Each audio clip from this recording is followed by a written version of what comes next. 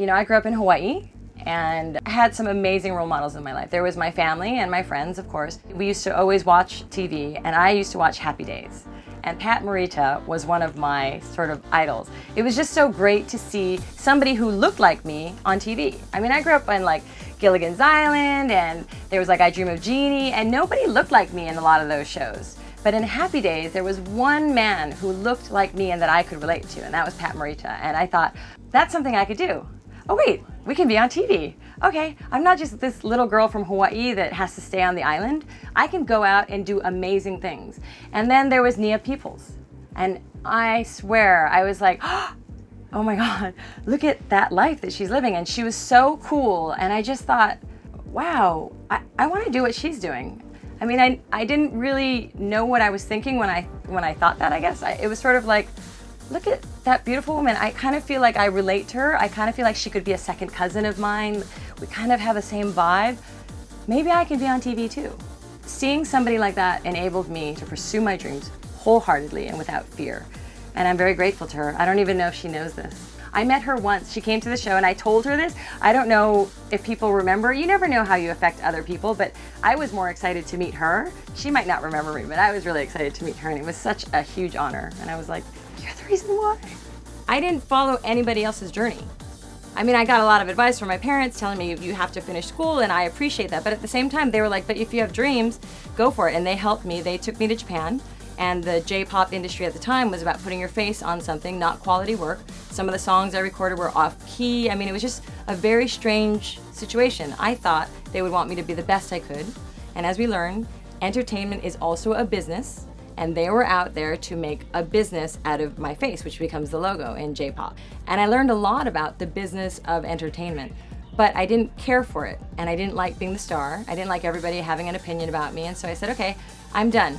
I'm going to go back to the United States. I found an application to UC Irvine. I just happened to have it. I reapplied. They accepted me. I went to the producers at Pony Canyon Records and I said, I know this is a very strange request with my interpreter. And I said, but I'm not happy. And there's no way you're going to make any money off of me because I'm not happy. And little did I know this was very naive of me to do this, but I said I'd like to be let out of my 7-year contract. And they did. They let me out. And so I went back to the United States. I came out to California. I went to UC Irvine and I studied choreography. And it was the best thing in the world. I was living in LA. Well, actually, first I was living in Irvine, and then I would study, and then I would drive up to LA to take classes. And then I started falling in love with the dance classes and the scene in LA. So I would dance early in the morning at UC Irvine, and then I'd drive up to LA, and then I'd take classes all day, and then I'd come home, and some nights I would cry in my car because my legs were so sore from like dancing all day. I couldn't get out of my car, walk to my house. But once again, I dropped out of school because I was drawn to sort of the entertainment industry in LA. I pursued my career, and as a dancer, I started booking jobs, and Living Color was my first job, and then Madonna's tour, and then all of these wonderful opportunities came, which have led me to where I am now on Dancing with the Stars.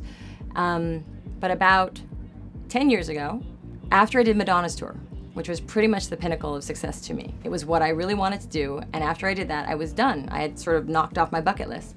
And so I decided to go back to school. And I applied to UCLA.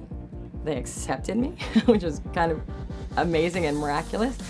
And I studied World Arts and Cultures, and I got my degree, my bachelor's degree in World Arts and Cultures, about language and communication and dance.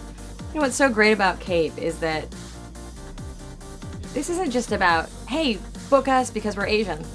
Oh, we're Asian Pacific Islanders and we deserve it. No, what's so great about CAPE is they help you develop the skills so that you earn it. And that's when you feel good. That's when you're happy, when you earn it yourself. And I think the programs that CAPE offers are so wonderful, including the I Am campaign that we're doing. But the programs about, mentoring for directors, the new writers program, the casting workshops, there's just so much so that we can become the best of ourselves. And that's what this is all about. I believe in being authentic. I believe in doing your best. That's how you get the next gig. That's how you get anything in life. Every day you wake up, you have to be the best you can be. And that means learning the business. That means pushing your boundaries. Find out what you're not good at and make yourself better at it. And this is what CAPE promotes. And I think the I Am campaign is so important because it's about being authentic. Be your best self. Get out there. I think all the people that are in the I Am campaign, and it's a wonderful group of people that are so inspiring. They're all role models in all different facets of life and in the entertainment industry. And it's going to be an amazing encyclopedia of how to be successful for all of us. And I think not only for Asian Pacific Islanders, but I think for anybody who wants to break into this business, anybody of any ethnicity, any background. And I think that's what's important is we want to book things, we want to get in there because we deserve it. And I think that's how you feel good about yourself.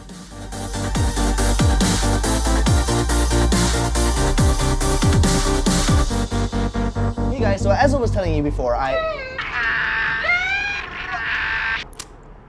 Hello? Yo, Ryan, this is Randall. Randall who? Of Randall Park. I know you didn't ask, but I came up with some nicknames for you. Yellow Mamba, Sriracha. But it'll be like Sir-Racha. It's my neighbor, Jessica Gomes. You mean Australian, Portuguese, Chinese, Sports Illustrated swimsuit model Jessica Gomes? Whenever she comes by, it's like bubble guts. Hey, Steven. Hey, well, hold on, I'm on the phone, so.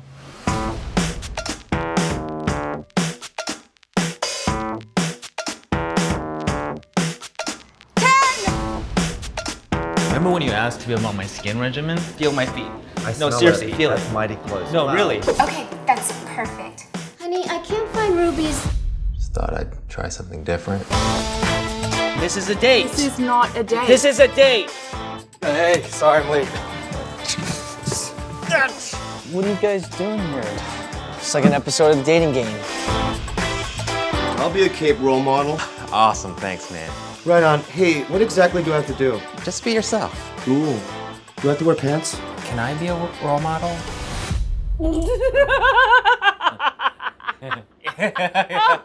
That's a good one. I'm serious, but okay.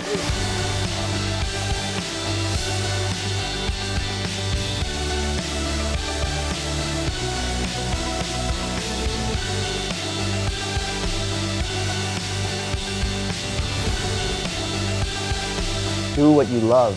It is super cliche, but I went through it. I went to college originally for nuclear medicine. Yeah, right? No, people don't even know what that is. Every time I call my dad, he's like, go do law school. It's so easy. Law school is not easy, man. Like, I can't do that. My mom, she wanted me to be a doctor, of course, but deep down, my passion was always art. We need to be more proactive. Asians need to step up. I mean, it's time. I'm Lisa Ling. You have to check out this campaign. It's at im-campaign.com.